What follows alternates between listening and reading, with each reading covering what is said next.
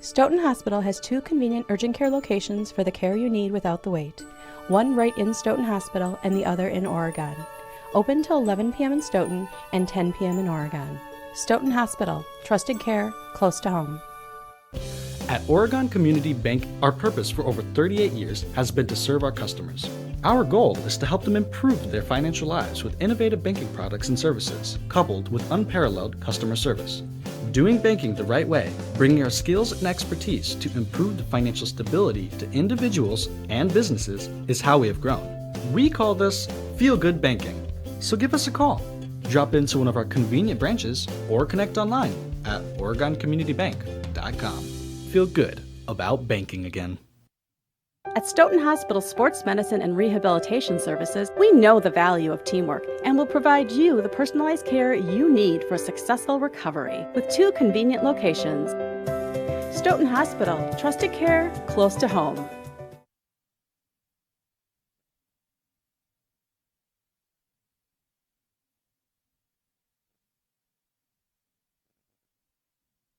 This program is made possible in part with support from our generous sponsors. Oregon Community Bank, Feel Good Banking. William R. Torhorst and Associates, your hometown insurance agency that's doing big things. Stoughton Hospital, Oregon Urgent Care and Sports Medicine Clinic. Trusted care, close to home. Maria's Pizza, a little slice of Italy right here in Oregon. The Oregon Chamber of Commerce, promoting, informing, connecting, and advocating for local businesses and the Oregon community. The Oregon Athletic Booster Club. Please consider being a part of your athlete's success and become a booster today. Check out OregonAthleticBoosters.com for details. Oregon Youth Basketball, a nonprofit organization providing opportunities to students in the Oregon School District to learn and play the game of basketball. OCAmedia wishes to thank the Oregon School District for its ongoing support. Bill's Food Center, providing Southern Wisconsin with quality products, great customer service, and a warm welcome since 1978. And Ziggy's Barbecue Smokehouse and Ice Cream Parlor, Texas-style barbecue in our backyard. Send us your game day photos using hashtag OCAGameDay. And don't forget to like us on Facebook at OCAmedia.com. Watch all of our coverage on our YouTube channel. Just visit us at OCAmedia.com.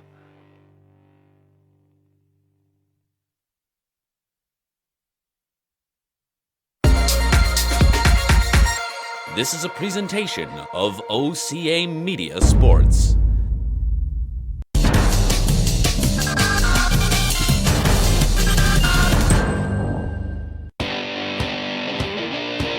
OCAmedia Sports presents Friday Night Live.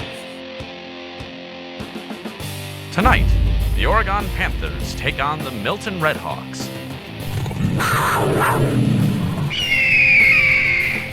And now, to bring on tonight's exciting game action, is Sean Bull and Johnny McRath. Welcome to another edition of Friday Night Live, presented by OCAmedia Sports. I'm Sean Bull, and the introduction is a little off this week. That is not Johnny McGrath. I'm joined here instead by Zach Seeloff. Zach, happy to have you here. Great to be here. I know I look like a lot like Johnny, but it is me, Zach Seeloff. It's great to be here with you, Sean. So there's only 4 games left in the girls' basketball season, and the Badger South is already shaping up much like the end of last season. That 3-way tie probably isn't going to happen again, but Monroe hasn't lost a game in conference yet, and at the moment, Stoughton and Edgewood occupy the next 2 spots down. The Panthers, for their part, are doing their best to climb. They've won 3 conference matches in a row. Last Tuesday, they traveled to Madison Edgewood. Caitlin Link, senior guard for the Crusaders, had a phenomenal game, putting up 27 points. But the Panthers scored big early, earning Oregon a 55-49 win. Milton, tonight's opponent, is in the same spot in the conference as Oregon, 5-5 within the Badger South, but their overall record isn't as good. When they hosted the Panthers in early December, Oregon, led by Caitlin Schrimpf, Liz Ewell, and Ellen McCorkle in terms of points scored, built an 18-point lead in the first half, then went on to win 60-48 over the Redhawks. Milton hasn't been so lucky recently either. On Tuesday, they hosted Stoughton, and not a single player from the Redhawks scored over 7 points. The Vikings won 72-37.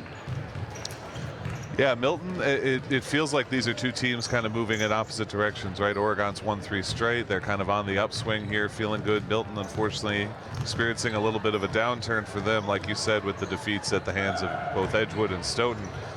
Oregon has a huge opportunity, therefore, in this game to pull away from Milton in the conference standings, kind of cement their position in the upper half of the Badger South and try and get as good of a seed as they can going into the sectional playoffs here.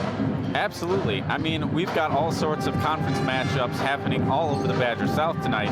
So at the end of the night, this could be a very different spot. You know, Edgewood is only one up over Oregon in terms of positioning. They, I think, are playing at Fort Atkinson, so it's unlikely they're going to take a fall. However, Stoughton is playing at Monroe tonight, so either of those teams that get knocked down, that could do quite a bit as far as, you know, boosting Oregon up a little bit in relativity. Absolutely. I mean, they're in a position where they need a little bit of assistance from the teams on top, but they're also in a position where winning this game for them, no matter what anyone else does, is very important. I think it's a win they can definitely take away. I know the players feel that way. I know the coaches feel that way, but they've got to do what has been the key to success all season. Got to get Liz Ewell open on the outside, got to get Ellen McCorkle open on the inside. Those two players contribute the majority of their points, and as long as they can get them fully involved in this game, I think they'll have a lot of success. Indeed they will. Of course, we've run into some road bumps here. It's later in the season, so we've been experiencing some injuries within the Panther roster.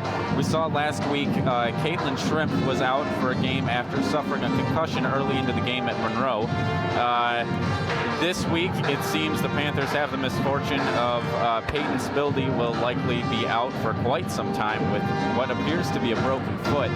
So, you know, that's a peril of being later in the season, is that, you know, the Panthers are starting to feel the longevity here. Yeah, no team makes it through the season without at least some kind of injury bug biting you. It's really unfortunate that Peyton Spildy, who's been a very consistent off-the-bench kind of player for this Oregon team this season, is going to be out. They're going to have to lean on some of their other players who maybe haven't gotten as many minutes, and going deeper into the season, you know, you want that core group that you have to stick together. So it's tough to lose Peyton Spildy, but they've got a lot of talented bench players. That's one of the things that I think makes this particular Oregon team special, is they have a very deep roster. They've got a lot of players that can do a lot of good work beyond just their starting 5. Absolutely. Yeah, no, we've seen a lot of good things increasingly over the past few games from bench players across the board. Notable example, Jenna Stats, number 11. She had that one game where she broke out, scored 18 points. Then again, in the most recent game against Edgewood, Stats was Oregon's second highest scoring player.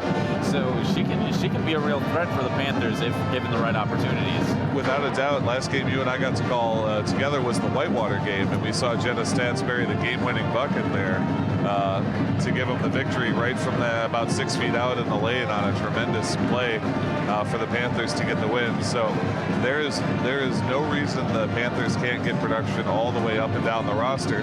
But now with Peyton Spildy out, that's one fewer person who can do it. Everyone else is going to have to step up that much more to get the team over the hump. Absolutely. Well, with the last few seconds expiring, we're going to turn it over to Jim Vogt. We'll join you back up here again after the introduction and the anthem. Conference girls varsity basketball game between the Milton Redhawks and your Oregon Panthers. Milton High School, Oregon High School, and the WYAA require good sportsmanship by student athletes, coaches, and spectators at education-based interscholastic events. We request your cooperation by supporting the participants and officials in a positive manner. Profanity, racial, sexist, or ethnic comments, or other intimidating actions directed at officials, student athletes, coaches, or team representatives will not be tolerated and are grounds for removal from the site of competition. On behalf of Oregon Athletics Administrator Mike Carr, good luck to all coaches and competitors. We hope everyone will enjoy tonight's event in the spirit of positive sportsmanship.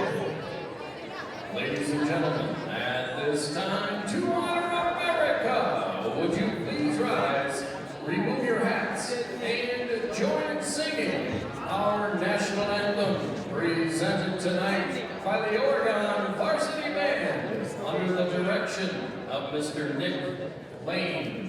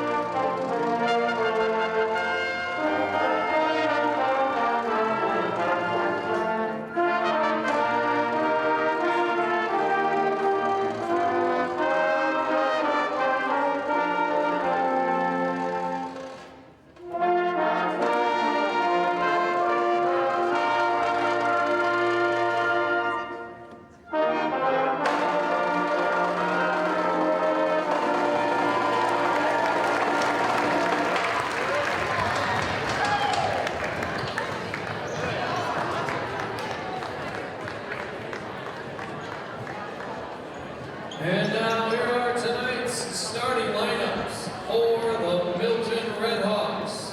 Starting at guard, a 5'9" senior, number 5, Emma Martin. At forward, a 6-foot junior, number 11, Chloe Busher. Starting at forward, a 5'11" senior, number 20, Kaylee Harcourt. At guard, a 5'10" sophomore, number 25, Gabby Campion. And starting at guard, a 5'4" senior, number 40, Kylie Campion. The Redhawks are coached by Stacy Scamp.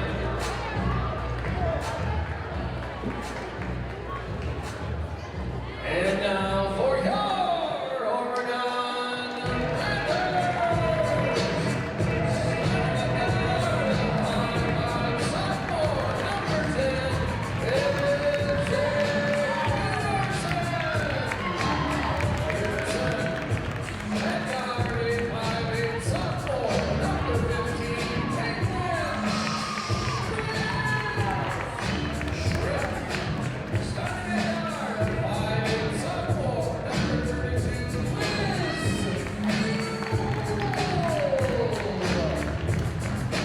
forward, a 6'1" junior, number 33, Sanjana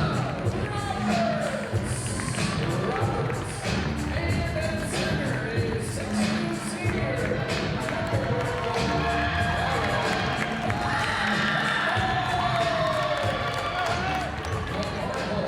The Panthers are coached by Adam Walmsley.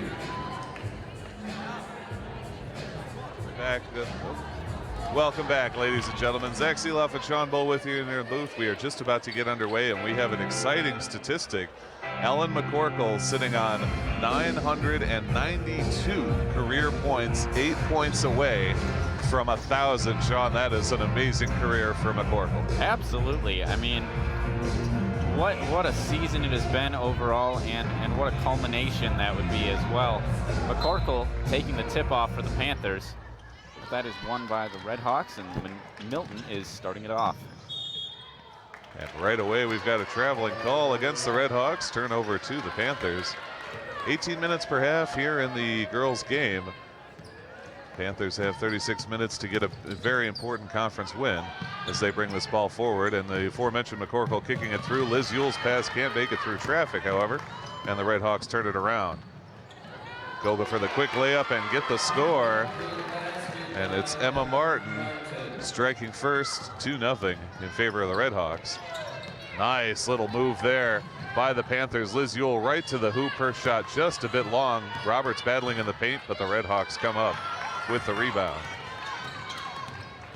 Little stutter step and they'll kick out, trying to circle this one inside. Nice inside looping pass. The shot no good. Offensive board. Second chance no good.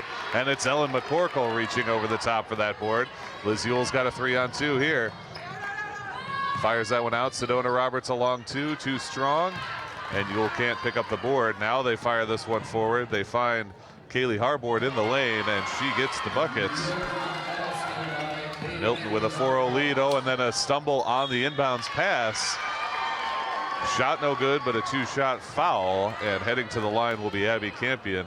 Rough start here, Sean, for the Panthers. Yeah, no, Milton is showing a lot more coordination than, you know, their late statistics would suggest. And yeah, no, the Panthers really have a lot of work to do to salvage this first few minutes. First shot from Campion uses every bit of the iron, but does find its way down. It's 5-0 Red Hawks with the second shot coming. That one is nothing but nets. Quickly a 6-0 lead with just over a minute gone in this contest. Panthers find McCorkle all alone. There we go. First scoring, and appropriately, it's from the senior center, Ellen McCorkle. 6 points away from 1,000 now and brings her team within 4 early in this game. Kylie Campion at the top, kicking across. Long three and knocking it down is Emma Martin. Her 5th point of the contest, and her team now leads 9-2 as Izzy Peterson takes this one and will set up the offense of Oregon.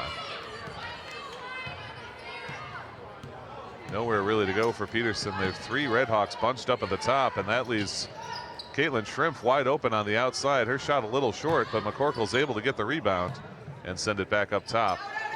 Now on the outer edge, Liz Yule, 4-3, in and out. McCorkle again fighting for the rebound, and it is off of Emma Martin. Ball will stay with Oregon.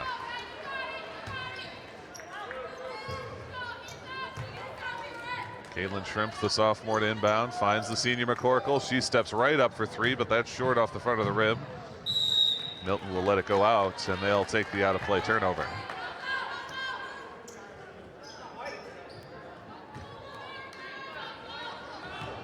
Milton sending it in, trying to rush up here on McCorkle. Boy, just drive right in, and that is the charge. How about Ellen McCorkle, Sean? Planting her feet, establishing position, drawing the charging foul.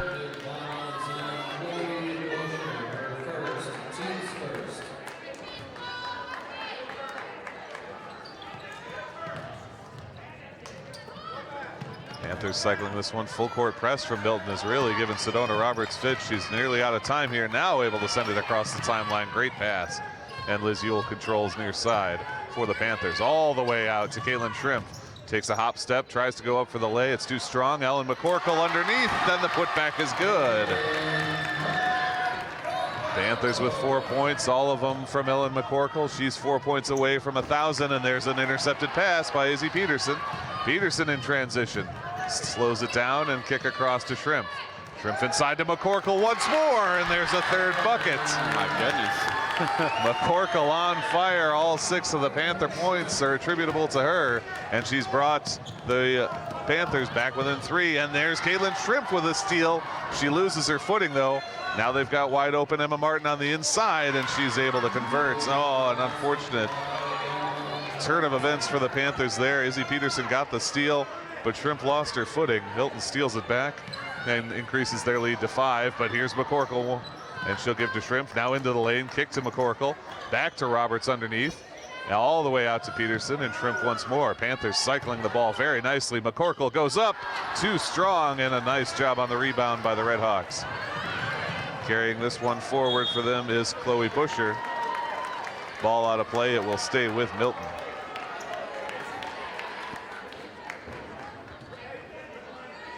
Oh, that's okay. That makes sense. Inbound pass picked off by Izzy Peterson. She's looking to cross over, heads right to the hoop. Layup attempt, no good. And the rebound taken by the Red Hawks once more. What were you saying there, Sean? The student section has little 1,000 paper signs that they're ready to hold up. Okay, so we'll see a huge cheer go up once Ellen can register 2 more points. Campion moves to the lane. Her shot just off the rim. And rebound McCorkle. Panthers still within 5 as they bring it across the Oregon logo. Izzy Peterson controlling at the top. Panthers looking to split up here. Find Caitlin Shrimp on that near side. Nice give and go to Liz Ewell, and Ewell cuts to the hoop. As much as she's known as an outside shooter, you get her inside, she can do damage as well. And again, the Panthers are within 3. Good crossover right at the hoop, but it's lost, and it's Ewell that grabs the loose ball, finds Caitlin Shrimp. She's got McCorkle and Peterson.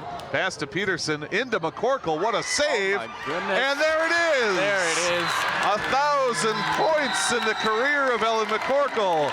And we're going to get a timeout for Oregon in order to properly celebrate. Look at that student section, Sean. Oh, they got signs. They had a little lap counter with a bell hanging from it and everything. Like, they were prepared for this. Wow. Well, congratulations to Ellen. Well-deserved celebration here in the Oregon High School Gymnasium.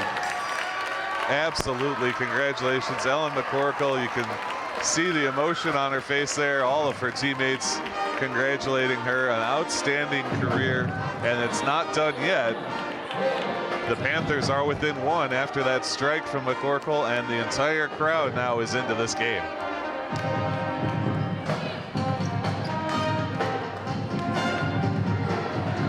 So we will keep the starters on the floor after the timeout from Coach Adam Walmsley. Very thoughtful. It's nice that the coach is engaged enough in this sort of business that he knows to take the timeout there, get Ellen her moment in the spotlight. But as we come back, Milton does hold a tenuous 1-point lead. They've got 13 minutes and 20 seconds left in this first half. Emma Martin will inbound for the Red Hawks as the Jaws theme rumbles through the stadium. Panthers putting on a light press here. Martin crossing over, working on Peterson. Getting in the way is Liz Ewell, but it's off her fingertips and out of bounds. I have been struck by that all season. The Panthers are an opportunistic kind of defense. They will get a hand up and step into a passing lane if they can find it.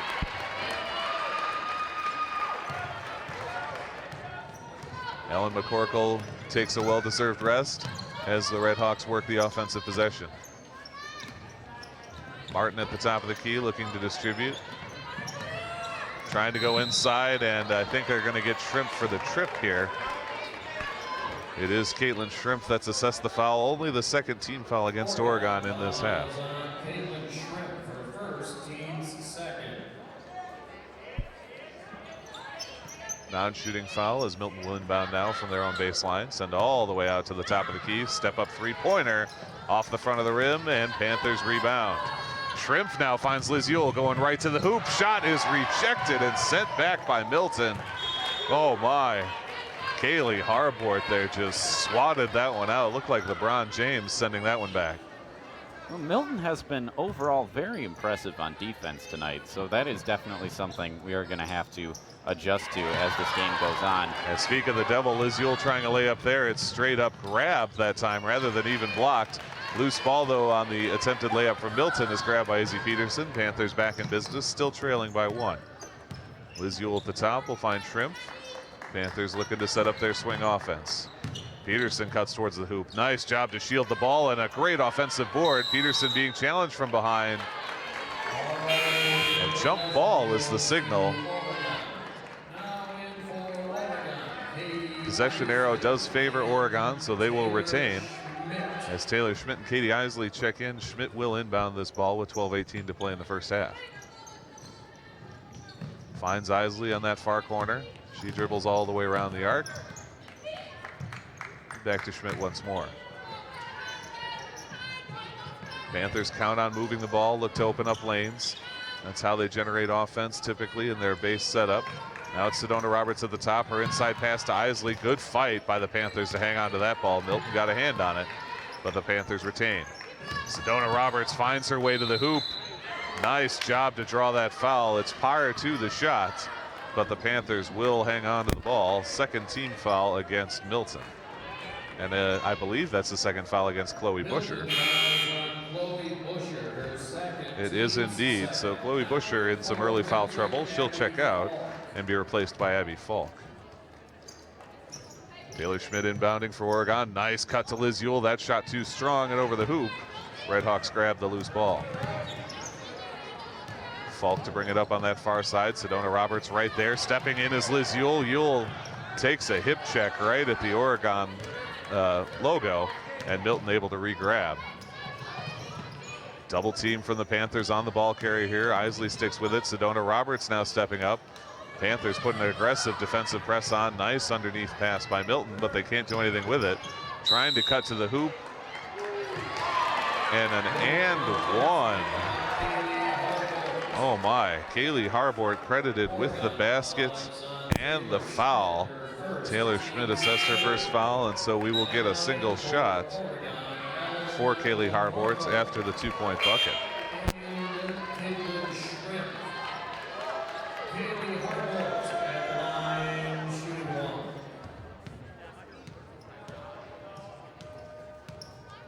Ellen McCorkle back in this game. She's boxing out, and she has the rebound as Harbort misses the 3-point play. Panthers down by 3, 13-10 in favor of the Milton Redhawks. McCorkle gets the pick for Isley, has to pick up the dribble though, and Panthers continue to cycle. Back to Isley at the top now. Good man-to-man defense from these Redhawks, but Isley finds her way through, pops one up high, and she gets her first bucket of the night. Brings the Panthers back within one. A nice high arcing shot to get over to the defense. Kickball against Jana Stetz there. As Milton threw it off her shoe, and they will retain possession. Now in for Milton, Kylie Campion. Campion replaces Emma Martin, and she'll inbound this one from the sideline. Fires that one in to Carly Albrecht.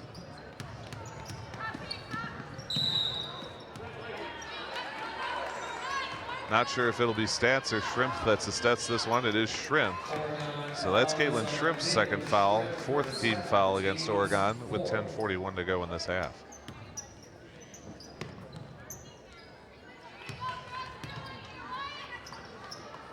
Kylie Campion at the top, controls for Milton. Nowhere to go inside, instead feeds all the way to the outer edge, and circling around is Kaylee Harbort. Harbort double team, Campion's got it once more. Now Harbort trying to find her way down. Challenged by McCorkle, shot no good. Rebound is a jump ball. And the possession arrow will favor Milton. They will retain possession. 1 point lead here, 13-12 with 10:19 left in the half. All the way out to Harbort now at the top as Milton resets. Find Harbort once more. Nowhere to go in the paint there. Quick defense from Stats and McCorkle. Now the long two. That's off the rim. Rebound grab by Milton though, and they retain possession. Good fight from Hankey to hold that rebound. Long shot is too long. Jenna Stats has it. Able to dribble past the double team. That one's swatted out by Milton, and Oregon will hold on to it. Now for Oregon, Izzy Peterson. Peterson checks back in favor of Taylor Schmidt. 9:53 to go in this half, and Peterson will be the ball carrier.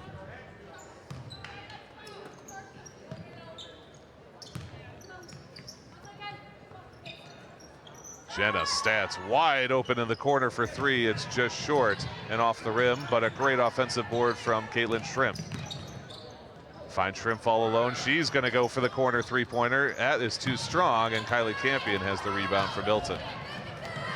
Lead pass coming for Harbort. Challenged outside of the lane, but her shot is good.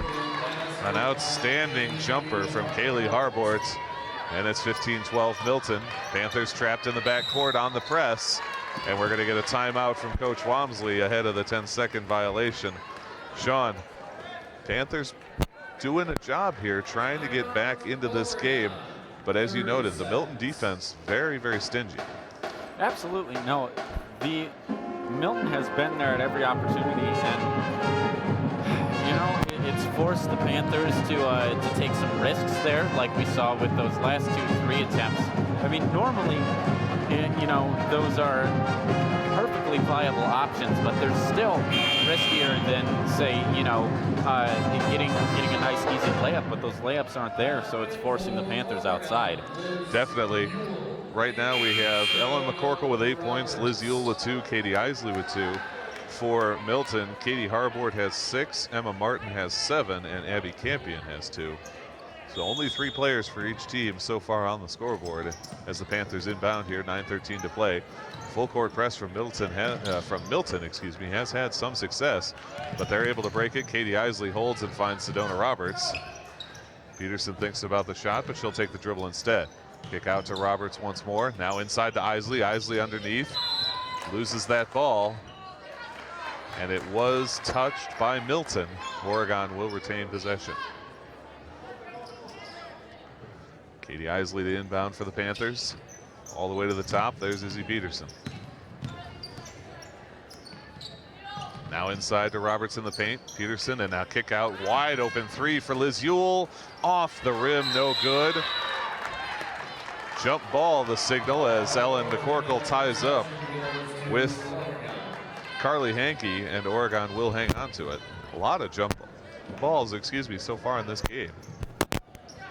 Apologize if you're getting a little popping there, folks. We're just adjusting one of the mic cables here. Katie Isley finds Peterson on that near side. Isley, nice inbound pass to McCorkle. Oh, great over the head pass to Ewell. Ewell fouled on the shot, and she'll go to the line for 2. A very steady free throw shooter. How about that pass from Isley into McCorkle, and then from McCorkle to Ewell? Absolutely. Great awareness and teamwork by the Panthers. Third, Liz Ewell at the line, shooting 2. Ooh, front half just in and out for Liz Ewell, but she's got a second chance coming.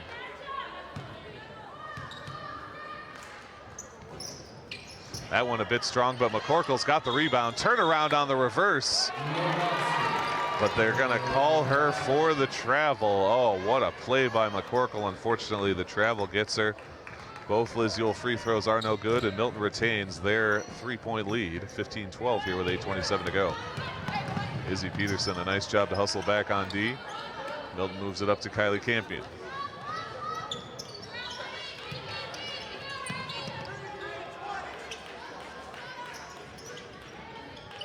Hankey moves that one across to Falk. They keep swinging. Falk now standing alone. Kicks it near side. Milton doing a lot of maneuvering around the court. Not able to find a lot from it, though. Now they go top side for Falk and Campion once more. Falk on the outer edge, not willing to take those long shots. Inside pass now does find Harbord underneath, reverse no good, and it's Sedona Roberts with the rebound off the glass. 7:41 to play. Peterson right to the hole, then turns around, forced to pick up that dribble.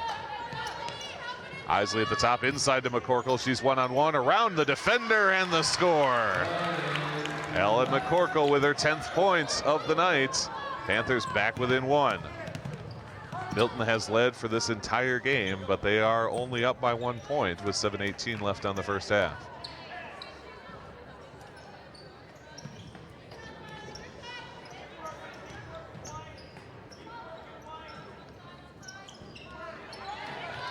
Nowhere for Milton to go. Defensive Panthers holding, and it's Katie Isley that gets her hands on that one. Possession arrow for Milton, but Katie Isley reading the lane, getting their hands on the ball. Outstanding defensive work. Isley and McCorkle sit down. Taylor Schmidt and Jenna Stantz step up with just about 7 minutes left in this half. Milton having trouble finding a way to the rebound. They launch it all the way to the backcourt. Liz Ewell streaking after it, as is Taylor Schmidt. But the Red Hawks recover. There's Schmidt once more, and Stats completes the breakout. She's got Liz Yule behind the defense. Bounce pass to her. Yule trying the fake, instead kicks to Peterson. Long two-pointer short. And Jenna Stats draws the foul as she goes up. That transition game has been something the Panthers didn't have a lot of last season. It has been huge for them this season. Absolutely. I think it's reflected well in their success so far.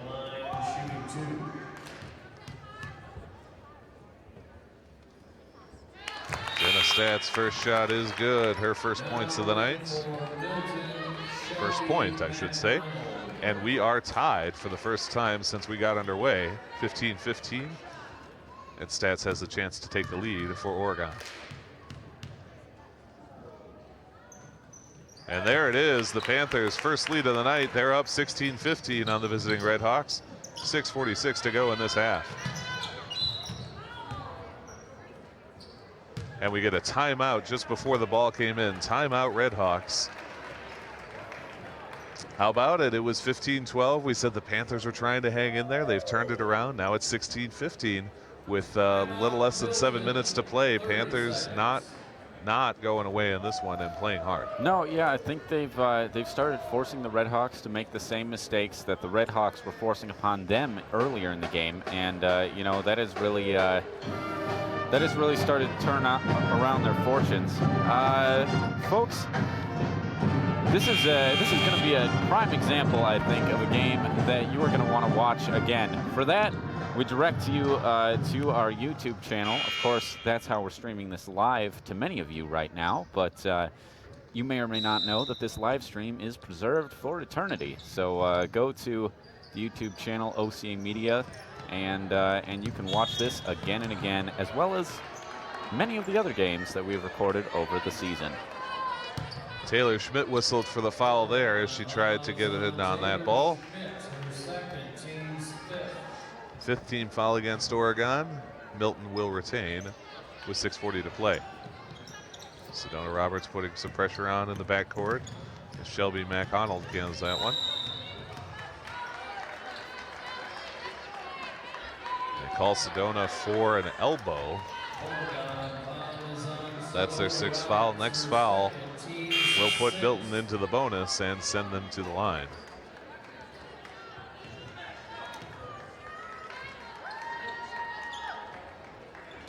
Well, actually, the scoreboard indicates that that was the 7th team foul. Yeah, that is only 6. I'm almost certain. Yep, just 6. So scoreboard 1 out ahead, but the referees recognize the mistake. Credit to them.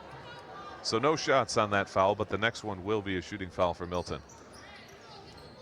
McConnell will take it in the backcourt as she brings it forward for the Red Hawks. Interior pass to Harbort, now kick out, wide open 3 from Emma Martin off the front of the rim, but Harbort's got the rebound for Milton.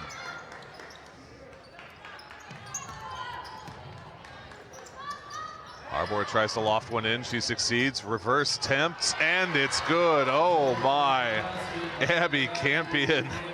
That is a web gem if ever I've seen one. Great little roll backwards and gets it to go. Gives Milton the lead once again, 17-16, as the Panthers work it in on offense. Cross all the way to court to Schmidt, and now what a kick out to Stats for 3, and she's got it. Oh my. What a pair of passes there. First inside to Taylor Schmidt, then outside to Jenna Stats. Great cycle from the Panthers. Perfect way to draw the defense away, and we have seen that shot develop over the past few weeks, and Jenna Stats is now a reliable weapon for the Panthers. Without a doubt, that's her 5th point of the night, and the Panthers are on top by 2 now, 19-17, their biggest lead. Kylie Campion one-on-one with McCorkle, and McCorkle with the stuff. Second chance from Milton, no good. Jenna Stats with the rebound. Ball is tied up for a jump ball, and that will go to Oregon. How about the big Ellen McCorkle under the hoop, just sending that one back. Yeah, I almost wonder if Campion realized her mistake like a second before that shot went up. She takes the hop, is like, I'm not getting this one to the hoop. 5:27 to play as the Panthers carry it forward. Taylor Schmidt inside to Jenna Stats, underneath to McCorkle, and an easy bucket for Ellen McCorkle, her 6th of the night, as she goes to 1,004 points on her illustrious career. Milton looks to get back into this one. They now trail by 4. Emma Martin at the top, moving it around for the Red Hawks as they look for the way in. Izzy Peterson, good defense. Ball is loose. It's grabbed by Liz Ewell. Now a tie-up, and that one will go to Milton. This is definitely the most jump balls I think I've seen in a game. We've had at least a half dozen so far decided by the possession arrow. Milton looking to inbound from the sideline. Good D from the Panthers. Liz Ewell gets a hand on it, but her hand is the last to touch it. Milton will retain as the ball heads out of bounds.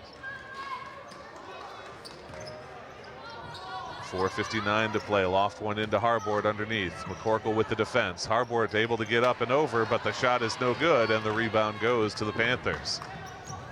4:50 to play in this half. Panthers up by 4. Izzy Peterson carrying. Moves to Taylor Schmidt on the outside. Now back into Liz Ewell in center. Ewell working the dribble. Nice crossover to get by Campion. No shot. The foul is before the shot. Campion charged with it, her first, their team's 5th, and the Panthers will hang on to the ball. Her first, team's 5th. Taylor Schmidt inbound for the Panthers. Finds Stats. She knocked down a 3 from there earlier. Now goes towards the hoop, up for the layup off the bottom of the rim. McCorkle down in the paint. And an early whistle from the referee for the jump ball. That will stay with Oregon. Katie Isley checks in to replace Izzy Peterson. And Taylor Schmidt will inbound once more. Finds McCorkle, cuts to the hoop, off the glass, and it's good. And I am running out of space to write 2-point shots for Helen McCorkle. That is her 7th layup of the night. She's got 14. Panthers up 23-17 with 4:15 to play as Milton moves it to the outside. Inside to Harbord, it's off her fingertip. Boy, going down hard as Katie Isley. McCorkle steps up to put some defense on, but Abby Campion is able to get that basket in and bring Milton back within 4. Liz Ewell moving nicely along the sideline. Great feed to McCorkle, and that's her 8th score. Oh man, the Panthers working it very well underneath tonight. And they are up again by 6 now, 25-19. Harbord at the top finds Martin. Milton getting established in their offensive pattern. Loft inside to Harbord. Liz Ewell steps in front, but her foot steps on the line out of bounds. Ball will stay with the Red Hawks. Now in for Milton, Carly Albrecht and Carly Hankey. Inbound coming from Abby Campion. Off the fingertips, but Milton able to hold. Now inside to Harbord. She goes right to the lane. That shot very low, but it was off the fingertips, I believe, of Ellen McCorkle. Got another hand in, blocked another shot, but out of bounds in favor of Milton. Taylor Schmidt to the bench as Izzy Peterson comes back in for the Panthers. 3:28 to play in this half. High lofted pass. McCorkle puts a swat on, but Harbord able to get back there. Swing all the way around. Abby Campion, a long 3 coming. That one a little short, and Izzy Peterson, good positioning for the rebound. Then finds Liz Ewell. Ewell working in transition, stops up at the top of the key. Finds Isley near side. Peterson in the corner to McCorkle. Not much open space there, but she finds Jenna Stats. Stats wide open for 3, and it's good a second time. Jenna Stats with her 8th point of the night, and it's 28-19 as the Panthers are starting to open it up. Carly Albrecht working that one into Emma Martin. Now back to the top for Campion. Panthers defense beginning to tighten up here too. Martin once more at the top, trying to find a way in with 2:33 to go in the half. Oh, nice spin move by Abby Campion. Gets a little open space and gets the score. Abby Campion spins past Katie Isley to get herself enough room to pop that shot and manages to drain it as the Panthers bring it up here. Liz Ewell's around 1 defender, around 2 to the baseline. Shot is short. Harbord can't control the rebound though, and Jenna Stats has the loose ball for Oregon. Liz Ewell handles that ball very, very well. She finds Peterson at the top now as the Panthers reset with an even 2 minutes to go.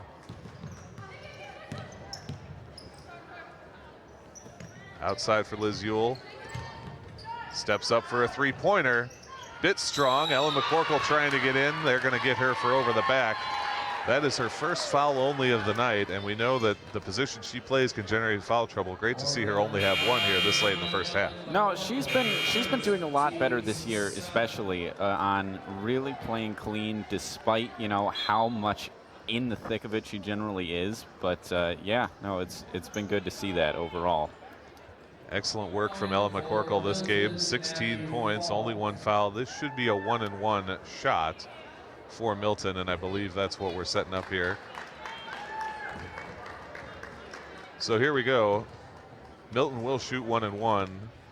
Going to the line is Kaylee Harbort. She's got 6 points on the night, 0 for 1 from the free throw line already. Kaylee Harbort at the line, shooting 1-and-1.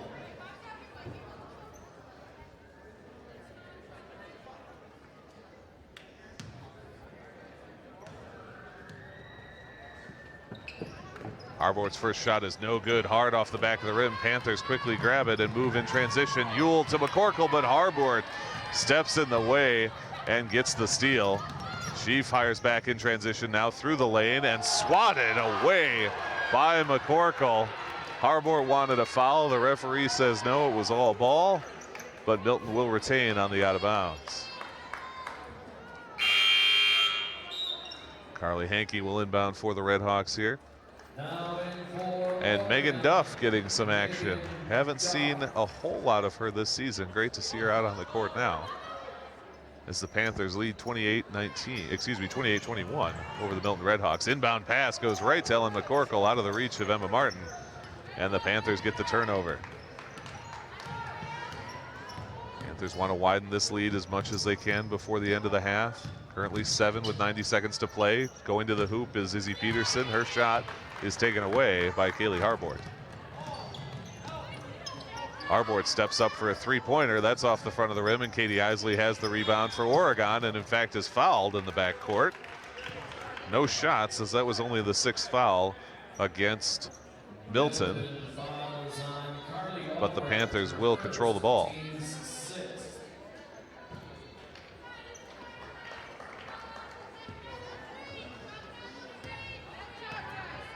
Izzy Peterson across the timeline with just over a minute to play in this half. Panthers with a 7-point lead. Jenna Stats near side. Little handoff to Katie Isley. Now back to Peterson. Inside to McCorkle. There she is, and she is fouled before the shot. And that should be a 1-and-1 opportunity for Ellen McCorkle, as that foul goes against Kaylee Harbort. Her first, team's foul. Now in for Milton, Abby Campion. Harbort checks out as Campion comes in, and McCorkle will have a 1-and-1. Student section ready, and they are rewarded. Ellen drains the first half. She's got one more opportunity here.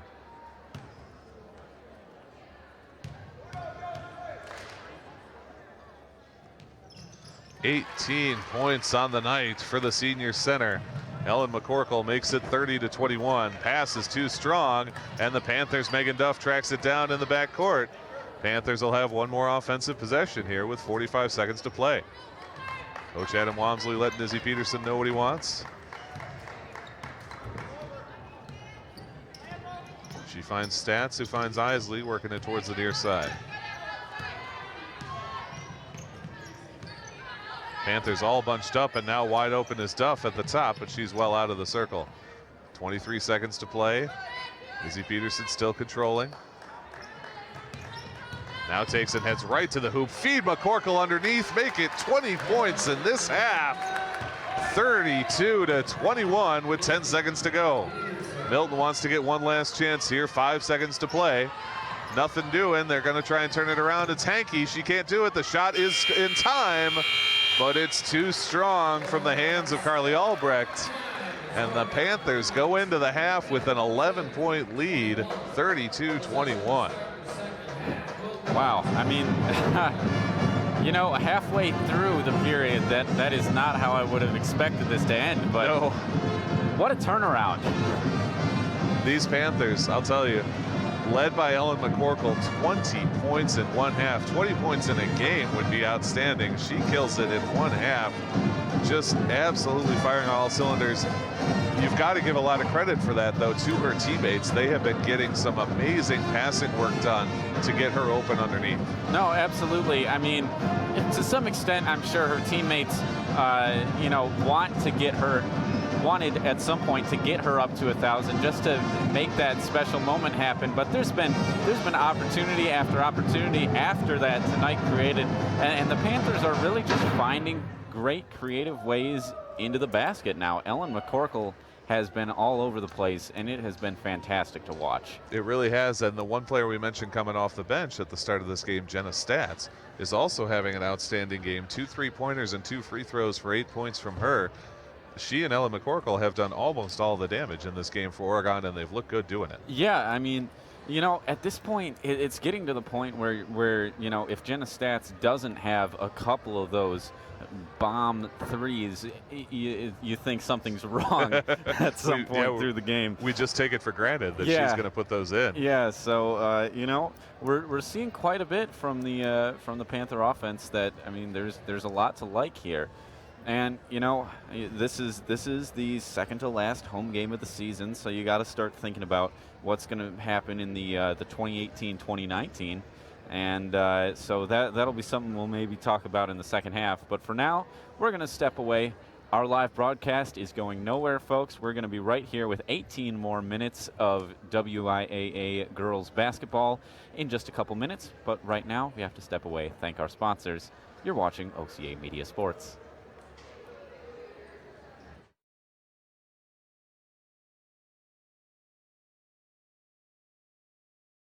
This program is made possible in part with support from our generous sponsors. Oregon Community Bank. Feel good banking. William R. Torhorst and Associates. Your hometown insurance agency that's doing big things. Stoughton Hospital, Oregon Urgent Care and Sports Medicine Clinic. Trusted care close to home. Maria's Pizza. A little slice of Italy right here in Oregon. The Oregon Chamber of Commerce, promoting, informing, connecting, and advocating for local businesses and the Oregon community. The Oregon Athletic Booster Club. Please consider being a part of your athlete's success and become a booster today. Check out OregonAthleticBoosters.com for details. Oregon Youth Basketball, a nonprofit organization providing opportunities to students in the Oregon School District to learn and play the game of basketball. OCAmedia wishes to thank the Oregon School District for its ongoing support. Bill's Food Center, providing southern Wisconsin with quality products, great customer service, and a warm welcome since 1978. And Ziggy's Barbecue Smokehouse and Ice Cream Parlor, Texas-style barbecue in our backyard. Send us your game day photos using hashtag OCAGameDay. And don't forget to like us on Facebook at OCAmedia.com. Watch all of our coverage on our YouTube channel. Just visit us at OCAmedia.com.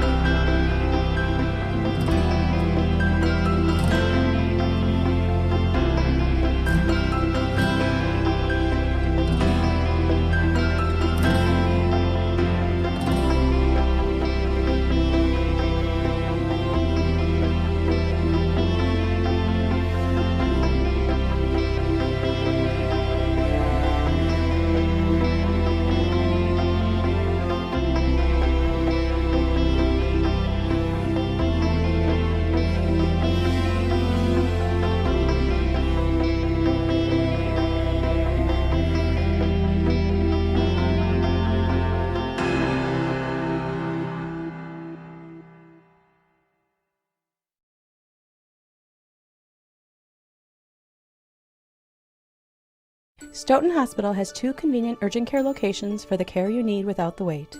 One right in Stoughton Hospital and the other in Oregon. Open till 11 p.m. in Stoughton and 10 p.m. in Oregon. Stoughton Hospital, trusted care, close to home.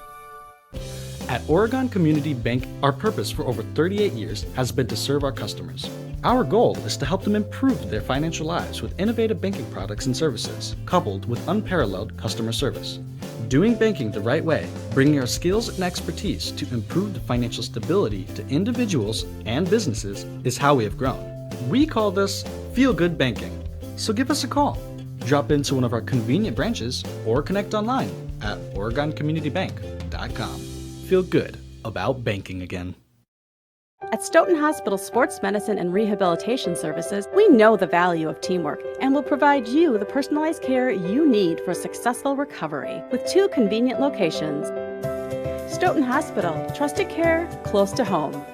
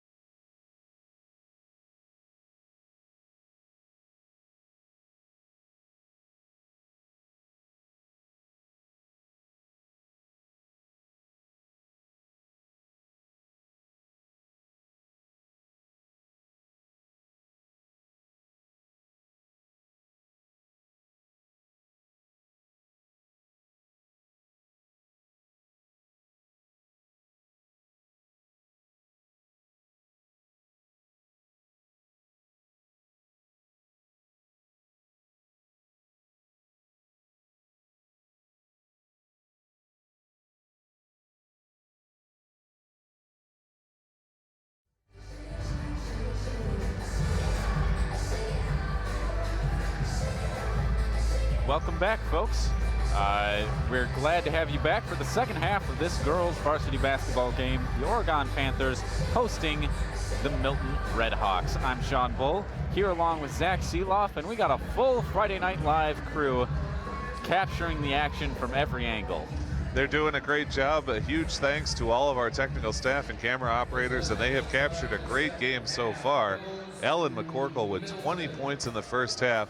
The first 8 points of those get her to the 1,000-point threshold in her career. An outstanding achievement for the senior center. Absolutely. It has been fantastic to see, and frankly, I'm just excited for whatever comes next. It looks like we've seen very few changes. Yeah, no changes to the starting lineup for the second half. So Coach Walmsley just letting the Panthers do what they do best, and Milton's going to start it off. They bring it in. It's Kylie Campion, and she will carry it as Milton does have the first possession of this half. All the way to the top for Emma Martin, and they continue to circle. Panthers on top by 11 after that first half, getting themselves a nice early lead here. Martin tried to dribble around, goes right against McCorkle, spins it too hard off the glass, and Caitlin Shrimp will take it in transition. She's got some speed as she goes towards the hoop. And they're gonna say it's out of bounds off of Shrimp. Milton ball. A lot of contact down low there, but the ball out of bounds, and it goes towards the Redhawks. 17.5 to play in this game. Kylie Campion will carry.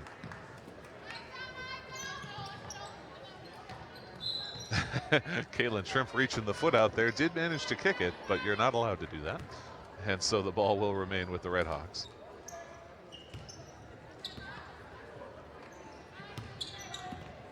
Inside to Harbort, now kick out. Step up three coming from Abby Campion off the rim, and the rebound grab by McCorkle. Izzy Peterson with some speed finds Liz Ewell on the near side. Long two, no good. And the rebound to Chloe Boucher. Boucher did not play much in that first half, got 2 fouls early and then spent most of the rest of the time on the bench. Lofted pass is taken away by McCorkle on the steal, and it's back to the Panthers ball. Over a minute off the clock, neither team has managed to get a score. We're still at our halftime score of 32-21 in favor of Oregon.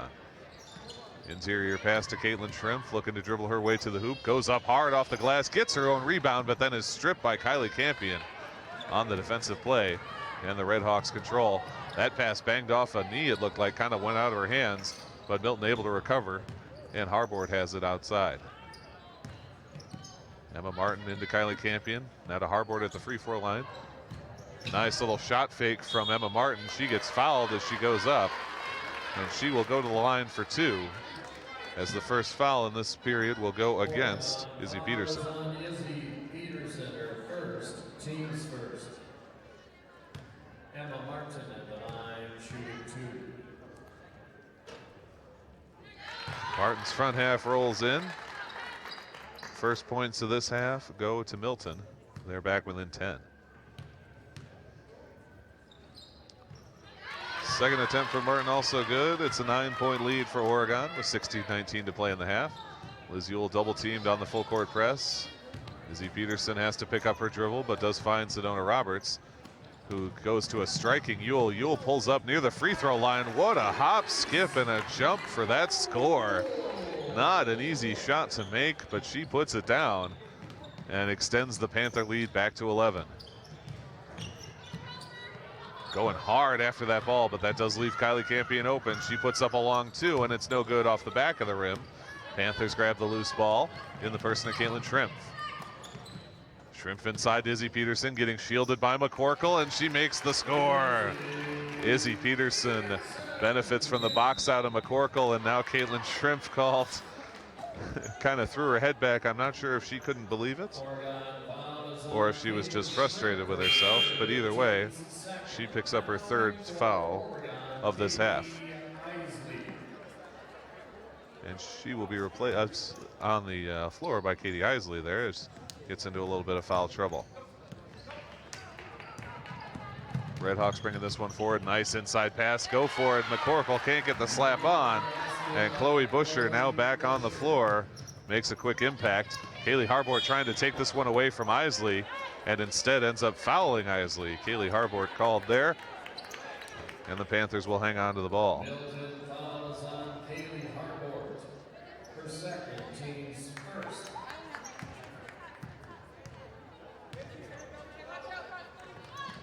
Nice long 3, but it's short from Liz Ewell. Emma Martin grabs the rebound and turns it the other way from Milton. Kaylee Harbord's got some room along the baseline. Turnaround encounters a couple of people, but she finds Busher. And it's Busher able to get that basket. 36-27, Milton back within 9. Ball out of bounds. But it will stay with Milton on the turnover. That full court press yields dividends, and Milton steals another possession. Good lofted inbound pass. They find Harbord near the free throw line. Now Campion near side, interior to Busher. Busher wraps it around. 3-pointer coming. Off the glass, off the rim. Martin with an offensive board, rejected by McCorkle and out of bounds. Ellen McCorkle's, what, 3rd, 4th block of the night? Yeah, we've seen a lot of those. Ellen McCorkle, 6'2", I believe the listed height, and she uses every bit of it to block those shots. Outside Emma Martin, she steps up for 3. That one's off the back of the rim. McCorkle trying to get it and taps it to Sedona Roberts, who battles it clear. 14:33 to play in the game. Panthers up by 9.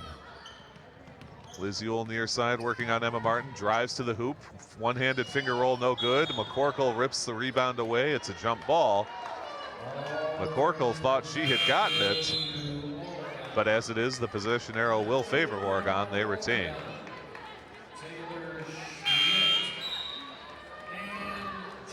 Taylor Schmidt and Jenna Statz are coming in. Liz Ewell and Ellen McCorkle are heading out as the Panthers continue to cycle off the bench. Statz receives the inbound pass, then gives to Peterson on that far corner. Sedona Roberts up there, finds Taylor Schmidt. Panthers cycling. Roberts interior, goes for the pull-up jumper. Bounce, no good. Rebound is taken by Busher of the Redhawks. Even 14 minutes to play as the Redhawks come charging in, go right for the layup to the hoop, and it is good.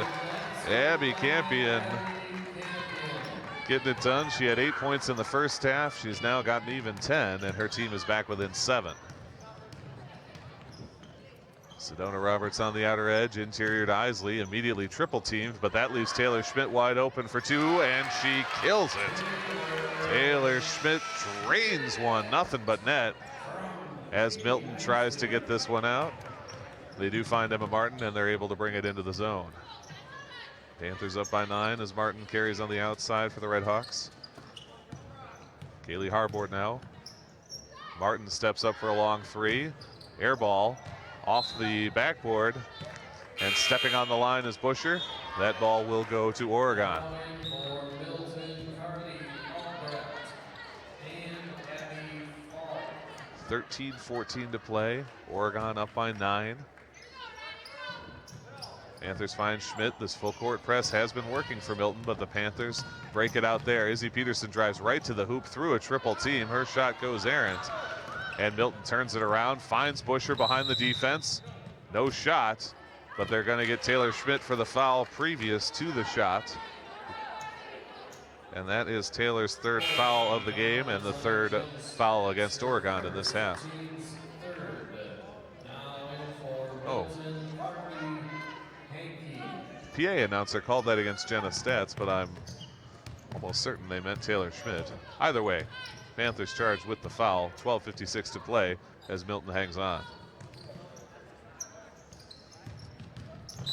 Hankey tries to turn it around, puts a shoulder into Izzy Peterson and earns the foul. Oregon foul is on That's Izzy Peterson's 2nd. Second team's 4th. And Milton will control again.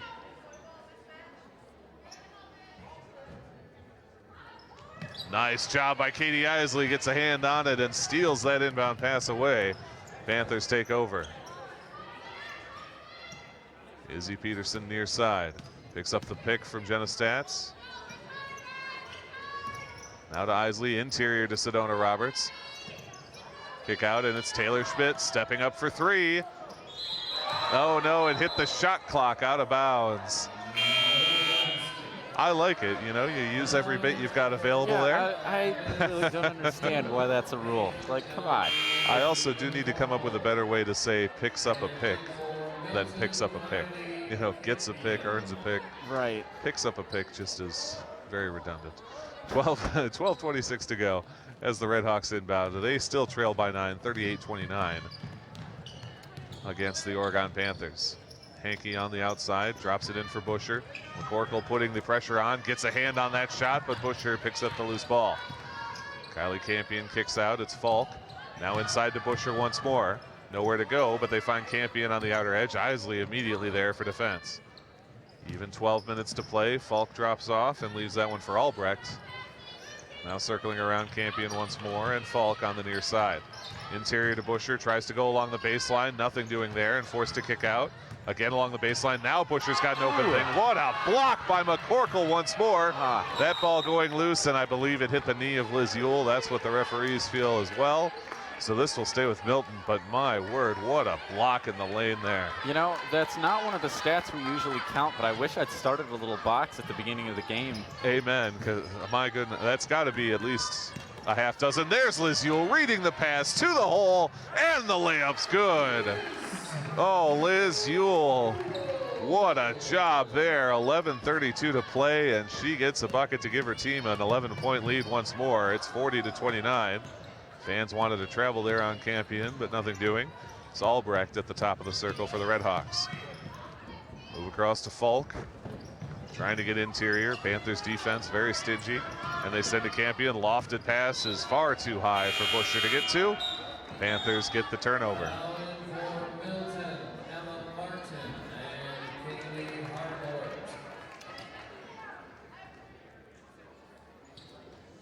Liz Ewell will inbound this one with 11:11 on the clock, and the Panthers lead by 11, coincidentally.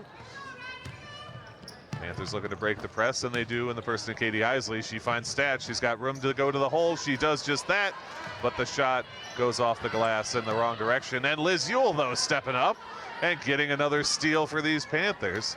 I wish we were keeping track of that stat as well, because that's got to be her 3rd or 4th of the night. Jenna Stats on that far side now. Panthers continuing to swing, top of the circle for Ewell. Taylor Schmidt now drives to the lane. Kick out, jumper coming up from Liz Ewell. 10-footer no good. Rebound in the lane for Milton in the person of Harbord. Haley Harbord interior to Emma Martin. Martin grabs the pass and makes a nice job to get up over the defense and get the basket.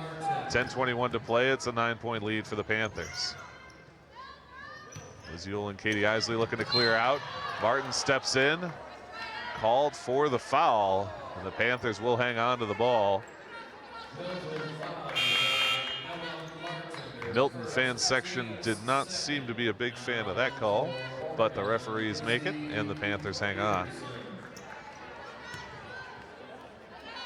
Izzy Peterson checks in, and she'll carry the ball initially for Oregon as they get another offensive possession. Jenna Stats wide open for the corner three. Bit strong. McCorkle trying to get that rebound, sends it into the center lane. Liz Yule tries to block a pass, but she is going to be called for the foul here. 9:59 to go. That's Liz Yule's first of tonight.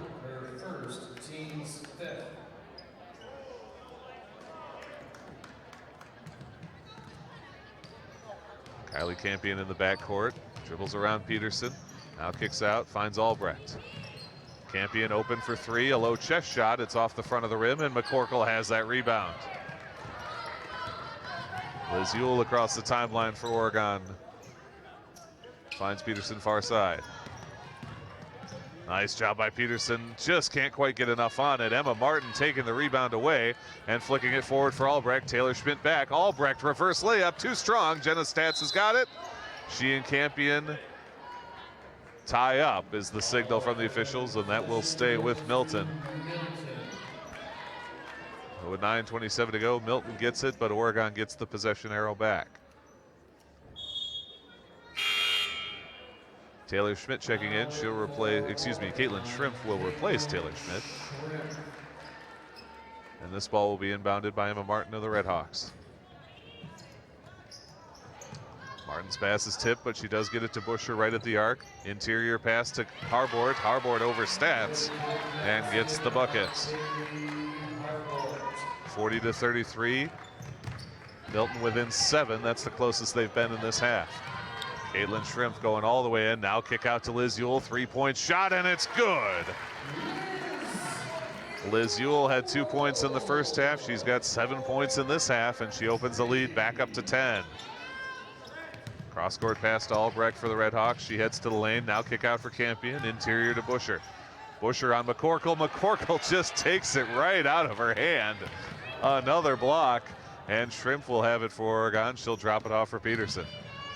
Kick out to Stats, another three-pointer coming, and it's good as the Panthers are on fire in this second half, and that's going to bring up a timeout from the Milton Redhawks. My goodness, Liz Yule knocks down a three.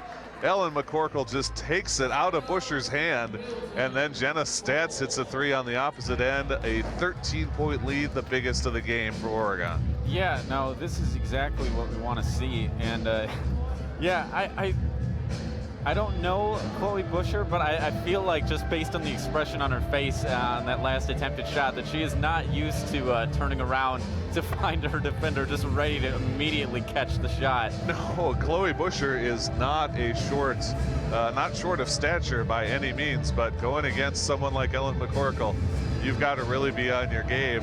Boy, we are just thundering the ecstasy of gold through the stadium here. The student section getting into it. You can see them down low in the corner there as the classic spaghetti western tune blasts on the speakers. But it's all gold for the Panthers so far in this game. 46-33, 8.5 minutes to go, and they are doing it on defense, doing it on offense. You know, here's the thing. I don't think it's quite my place to start this, but maybe I can start a petition at least. I want a real name for the OHS gymnasium that we're in right now. I'm right there with you. I think that's it. Yeah, we need, the Ellen McCorkle Memorial Gymnasium, maybe. I mean, the way she's been lighting the place up tonight. Do people have to die first to have gyms named after them? I sure hope that. You do to have a Navy ship named after you. Okay. I know that. All right. 8:28 to play. That's actually not true either. And the Redhawks do control. They trail by 13 here, looking to get back in this game. Albrecht has it at the top of the circle. Kick out to Harbord. Harbord working on Sedona Roberts. Tough to get around her, and she kicks to Campion. Redhawks still working it around the circle. Shrimp nearly steps in there. Forces to kick out to Martin. She goes for the three. It's short off the front of the rim, and Liz Yule has that. And they're going to call the foul on Emma Martin. Huh. A little confusion there initially between the refs, but the fall is against Emma Martin, her second. So the Panthers regain with just over 8 minutes to play. Up by 13 and looking for more. Ultimately unnecessary, but good job by Liz Ewell to fall to her knees, slide, and keep dribbling so as to not get called with the travel. Exactly, an alert play from a very alert player in Liz Ewell. Panthers re-inbounding. Caitlin Shrimp will find Liz Ewell. And they'll cut through the full court press here, work it into the half court. Izzy Peterson, top of the circle. Now all the way out to Shrimp. Inside to Sedona Roberts, nowhere to go there. Curls it around for Shrimp. Carly Albrecht gets a hand on it, knocks it out of play. Panthers retain. $7:39 to go in this game. Panthers up by 13. They control in the half court. It's Liz Ewell near side here. Finds Roberts, now Peterson, and the Panthers, I think, are going to be pretty content to just take time off of this clock with such a big lead. Sedona Roberts wide open, elects not to take the shot, just keeps the clock running. Caitlin Shrimp at the top of the circle. Roberts there, nice give and go. Kick to McCorkle is no good. A kick ball, though, off the foot of Kaylee Harbort, and the Panthers will hang on.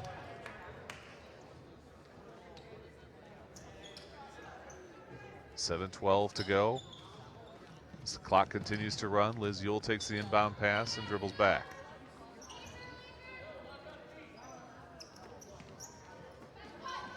Panthers just cycling on the outside of the arc here. Find Shrimp there. Now interior to Sedona Roberts, now to McCorkle. Trying to get around Busher, and Busher this time doing the job on defense. Doesn't allow that shot to go through. Redhawks take over with 6:49 to play. But Harbort loses control of that pivot foot. How many times have we seen that? And we are going to get a line change from Milton here. 4 new players. Busher, the only one that remains on the floor. And as the Panthers control after the traveling violation, it will be Caitlin Shrimp to inbound. Liz Ewell steps up for a 10-footer off the front of the rim. And Emma Martin able to grab that rebound. I'm sorry, that's Shelby McConnell. Abby Falk now on the outer edge. Interior to Busher. Kicks around once more. Hankey takes a shot, no good. Rebound from Busher, she can't hang on. A 3-on-1 charge. Ahead to Sedona Roberts and just out of her reach. Sedona just couldn't quite lay the fingertip on. It was just beyond her. A nice pass from Shrimp, just a little strong. Inbound from Milton with 6:20 to play. They still trail by 13 as Chloe Busher brings it up. Busher trying to get around McCorkle, no success, and she'll kick out. McConnell on the far side, also nowhere to go, forced to cut back towards the arc. 6 minutes to play as Abby Falk tries one from about 10 foot out in the paint. Rebound confused, nobody's got it. Nice job by the Redhawks to regain. Kick in, there's Busher. Busher's is blocked by Ellen McCorkle once more. And McCorkle able to clear that rebound out. There's Caitlin Shrimp, there's Sedona Roberts, and there's another 2 points for the Panthers. Her first bucket of the night, and it gives the Panthers a 15-point lead with 5.5 minutes to go in this game. McConnell working on Izzy Peterson, drives to the lane. She gets fouled as she goes through on the finger roll. That foul against Izzy Peterson, her 3rd. And we will send Shelby McConnell to the line for 2. Ellen McCorkle and Liz Ewell take a well-deserved rest. Jenna Statz and Katie Isley will replace them on the hardwood. Oh, I'm sorry, no shots on this foul. That is the 16th foul against the Panthers, though, so we'll be shooting from now on when Milton draws a foul. Interior pass to Falk. Nice reversal, but it hits the bottom of the backboard. Panthers grab the rebound.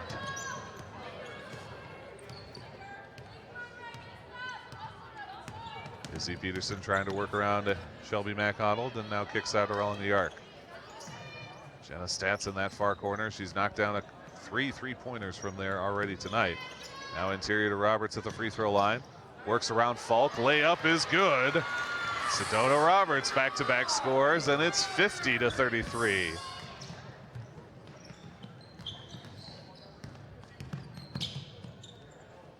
little jump step, and Matt Connell controls for the Red Hawks. Kicks that one along. Abby Falk for a long three. No good off the rim. Jenna Stats with the rebound and finds Caitlin Shrimp. Sedona Roberts calling for it, but a bit out of Shrimp's passing range. Shrimp instead goes right to the hoop herself and gets the basket. Why pass when you can do it yourself? It's 52-33. Another timeout from the Red Hawks. The Panthers, after having some sputtering in that first half, couldn't quite get into a rhythm. Boy, they're in a rhythm now. Yeah, absolutely. I mean, they are nearing a 20-point lead over the Red Hawks, and yeah, wow, what a night it has been. You know, shaky at first, and then it's just been all Oregon from then on. Yeah, a few plays back, you know, when Sedona kind of ran out of bounds, I made a note of when that happened in the time of the game, because I want to go back and check, see if they were on our floor camera at that point, because she would have just about run over Paul, our floor camera operator tonight. That would have made for a cool shot. Anyways. Yep, you can see Paul at the baseline there in the corner near the Panthers bench. He's doing the floor cam work for us. Great to see him out there tonight. And so with 4:26 to play, Milton brings it in, having a 19-point deficit to try and overcome here. As the Imperial March now plays. Inbound pass goes to Kylie Campion.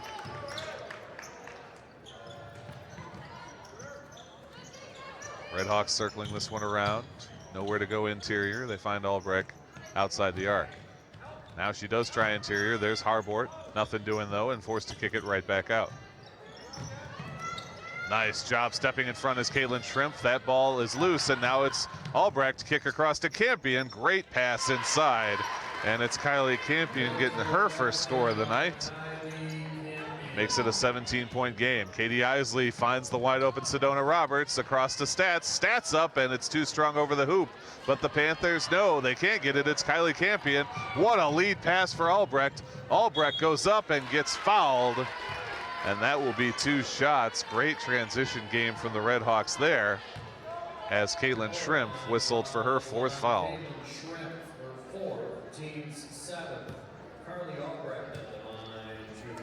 Two shots for Albrecht. She does not have a point tonight, but there is her first. It makes it 52-36. Speaking of line changes, Oregon's going to get one of their own, and we are going to bring in quite a few of the players who we do not often see. Great to see Coach Walmsley getting them some floor time here now that this game is pretty well in hand. Second shot from Albrecht is equally good. On the floor for the Panthers now. Working this one around, trying to get it inside. The pass is broken up, and actually Milton will control. I unfortunately do not have all of these players on my roster. I have Brooke Ace on here. I have Brianna Bastian. I have Megan Duff. But then 44 and 23, I do not have. I'm wondering if they were pulled up from junior varsity? From JV, in which case that would be Lauren Gregg and Caitlin Schwass. So a timeout from Oregon here as he wants to get his newer players squared away on what he expects. 52-37 with 3:35 to go. Unfortunately, we will not see any more scoring from Ellen McCorkle, it seems, unless we get her back in if things tighten up. 20 points in 1 half. No, what a performance. She's earned her rest tonight, Yeah, I think. I should say so.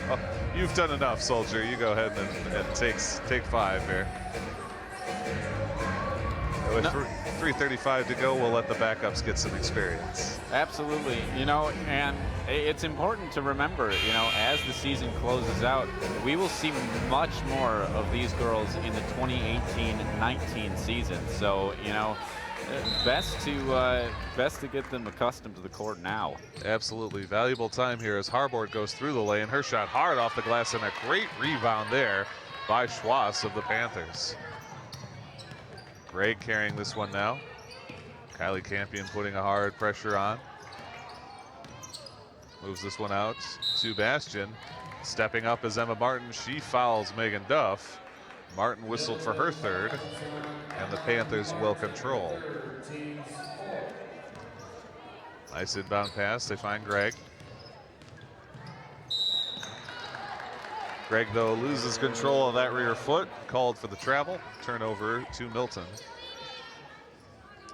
They need 15 points, and they've only got 192 seconds to get them.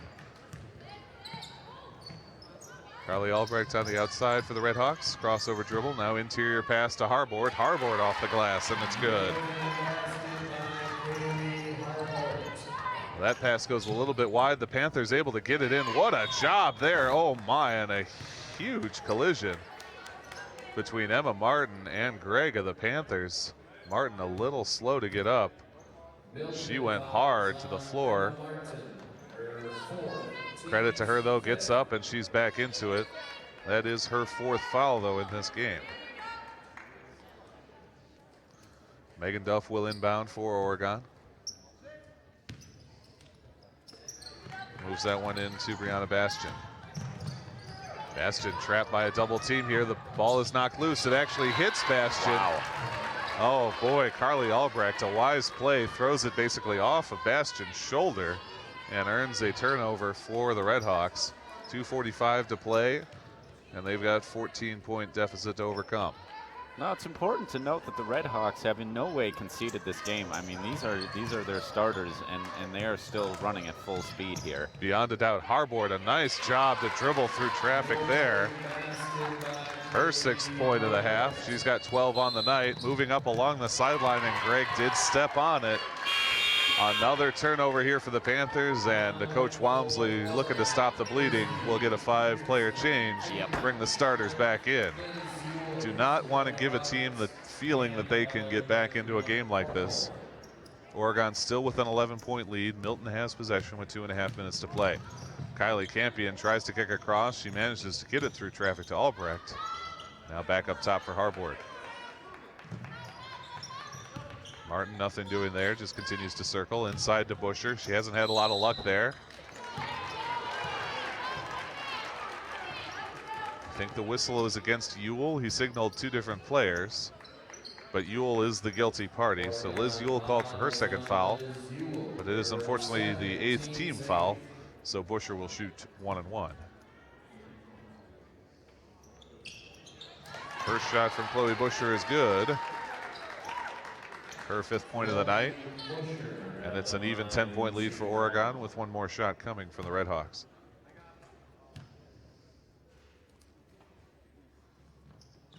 That 2nd shot also good. Milton within 9, 2:15 to play. Caitlin Shrimp challenged hard by that double team, but able to keep the ball moving forward. And Izzy Peterson will settle it down. Milton going with a very aggressive, high-altitude defense here. It's Liz Ewell at the top. Good little feed into Sedona Roberts, then they keep it circling around. Now find Roberts inside the arc, and there's McCorkle right underneath. Score, and the foul. Ellen McCorkle's first points of this half gives the Panthers an 11-point lead with 1 shot to come.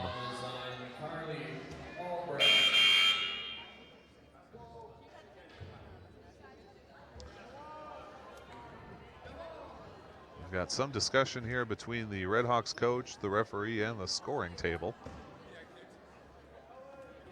Milton fouls on Carly Albrecht, her 2nd, team's 6th.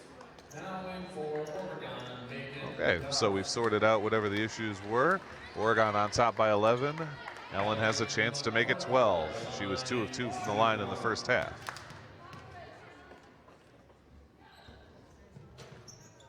Just in and out, and the rebound does go to the Redhawks. Harbord carrying, does the crossover, feeds to Martin. Nowhere to go, and kicks out. Top of the key for Campion. She cuts right in, throws it off the hip of Sedona Roberts and out of bounds. I'll bet that did not feel very comfortable. No. But 1:37 to play, and the Panthers are still up 11. Harbord manages to grab the loose ball. Now takes it again near corner. Looking to dribble inside. Duff puts a hand on it, forces her to kick out. Albrecht sends all the way out to Campion, set up for 3 there, and it's well strong.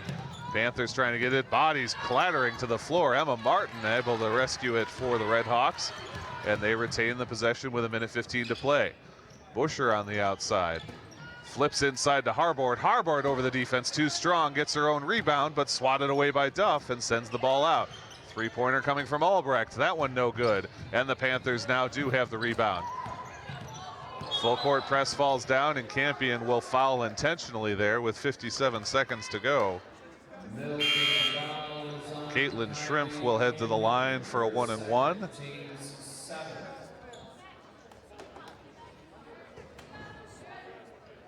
And now that Milton being forced to foul, trailing by 11, this should just about seal it up for Oregon. Front half is good for Caitlin Shrimp.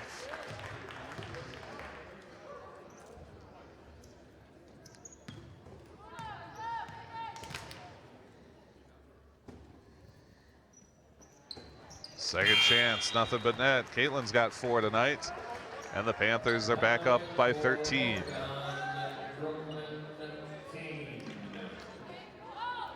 Brooklyn Kane checking in for these Panthers. As the Redhawks inbound with some urgency, 56 seconds to play. Harbord goes right to the lane, spins around Sedona Roberts, in and out, gets her own board. Second chance is good, and the foul. Kaylee Harbord not getting up. Roberts whistled for her third foul, and it will be a single shot for Harbord.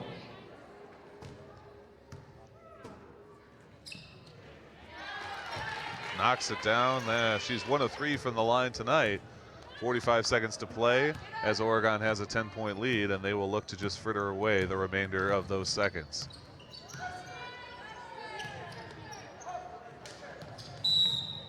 Duff moves out. Peterson gets fouled. She'll go to the line, shoot 1-and-1.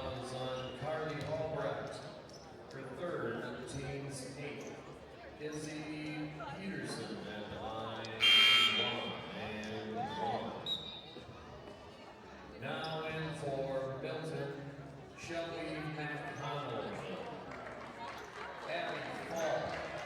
Milton with 3 new players coming in here with 33 seconds to go. Panthers up by 10, chance to go up by 12 on the 1-and-1 from Peterson. Coach Walmsley comfortable sending out the backups now that the game is fully out of hand. High arcing shot from Peterson, no good. Rebound Redhawks, and Emma Martin will move it forward. Finds McConnell. Izzy Peterson gets in her way. She tries a low baseline roll and gets it to go. Hard angle on that shot, and she made it work. 20 seconds to play. Panthers up 8. Izzy Peterson charging the lane, now backs off. Continues to circle around with 10 seconds left. Emma Martin forced to step into her, and she draws the foul with 5.9 to go. Emma Martin fouls out with just under 6 seconds to play. Peterson will get a 1-and-1. Martin has had an outstanding game for these Redhawks, 11 points on the night.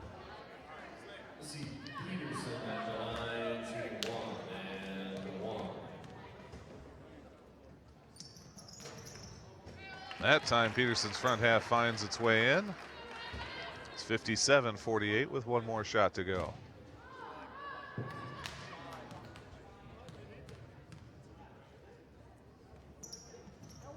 Nothing but nets. Man, she lofts those so high. But with 5.9 to go, she's given her team another 10-point lead. This should just about do it. Albrecht will let it roll. Try and take 1 more shot here. Drives right towards the hoop. Goes up. Has it blocked. And it'll be a 2-shot foul with 1 second to play. That foul goes against Brianna Bastian. First shot is good from Albrecht.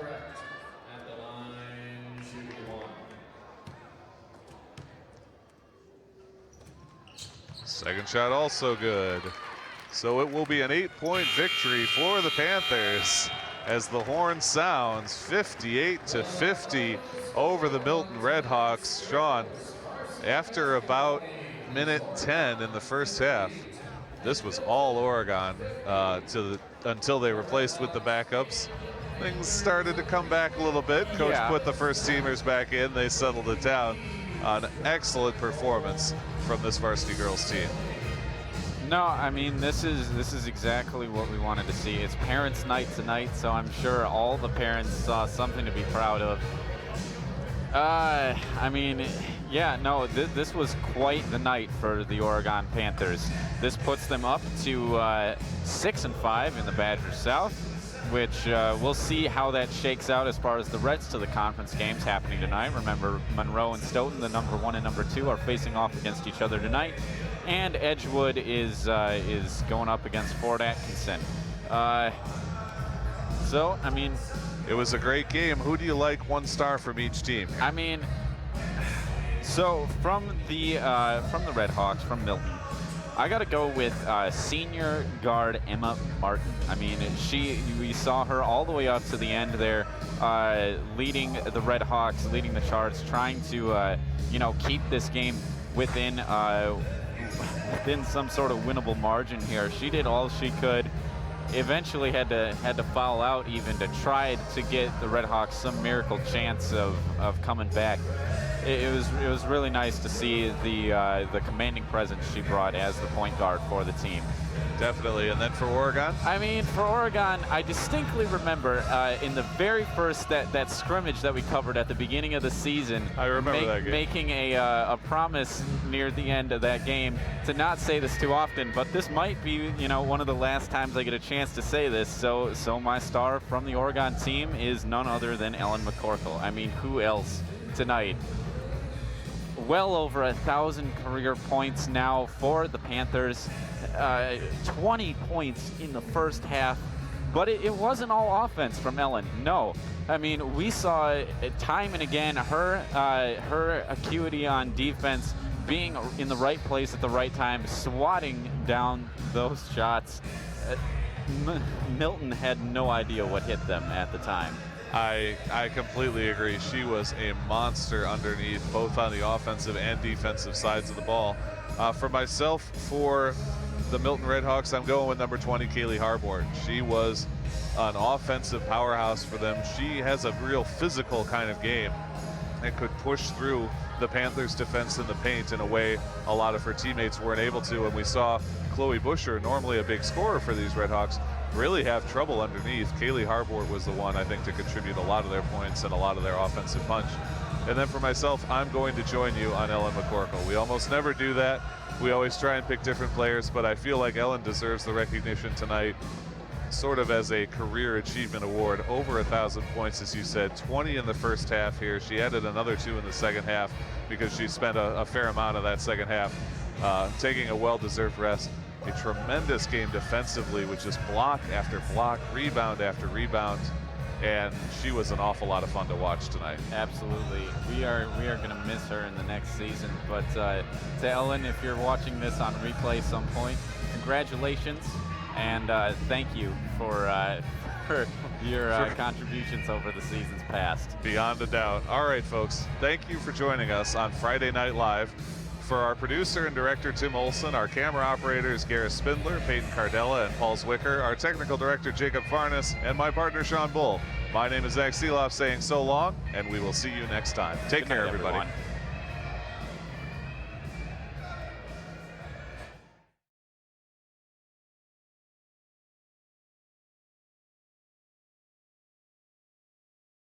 This program is made possible in part with support from our generous sponsors. Oregon Community Bank. Feel good banking. William R. Torhorst and Associates. Your hometown insurance agency that's doing big things. Stoughton Hospital, Oregon Urgent Care and Sports Medicine Clinic. Trusted care close to home. Maria's Pizza. A little slice of Italy right here in Oregon. The Oregon Chamber of Commerce, promoting, informing, connecting, and advocating for local businesses and the Oregon community. The Oregon Athletic Booster Club. Please consider being a part of your athlete's success and become a booster today. Check out OregonAthleticBoosters.com for details. Oregon Youth Basketball, a nonprofit organization providing opportunities to students in the Oregon School District to learn and play the game of basketball. OCAmedia wishes to thank the Oregon School District for its ongoing support. Bill's Food Center, providing Southern Wisconsin with quality products, great customer service, and a warm welcome since 1978. And Ziggy's Barbecue Smokehouse and Ice Cream Parlor, Texas-style barbecue in our backyard. Send us your game day photos using hashtag OCAGameDay. And don't forget to like us on Facebook at OCAmedia.com. Watch all of our coverage on our YouTube channel. Just visit us at OCAmedia.com.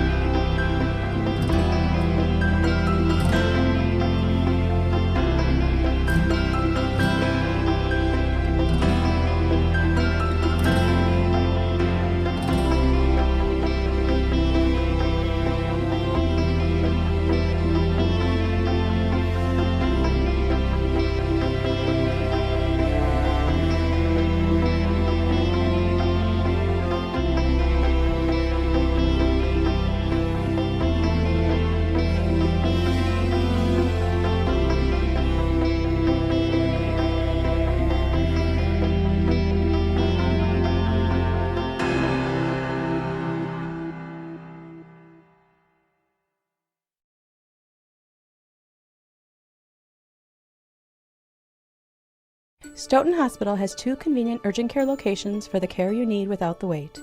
One right in Stoughton Hospital and the other in Oregon. Open till 11 p.m. in Stoughton and 10 p.m. in Oregon. Stoughton Hospital, trusted care, close to home. At Oregon Community Bank, our purpose for over 38 years has been to serve our customers. Our goal is to help them improve their financial lives with innovative banking products and services, coupled with unparalleled customer service. Doing banking the right way, bringing our skills and expertise to improve the financial stability to individuals and businesses is how we have grown. We call this feel-good banking. So give us a call. Drop into one of our convenient branches or connect online at OregonCommunityBank.com. Feel good about banking again. At Stoughton Hospital Sports Medicine and Rehabilitation Services, we know the value of teamwork and will provide you the personalized care you need for a successful recovery with 2 convenient locations. Stoughton Hospital, trusted care close to home.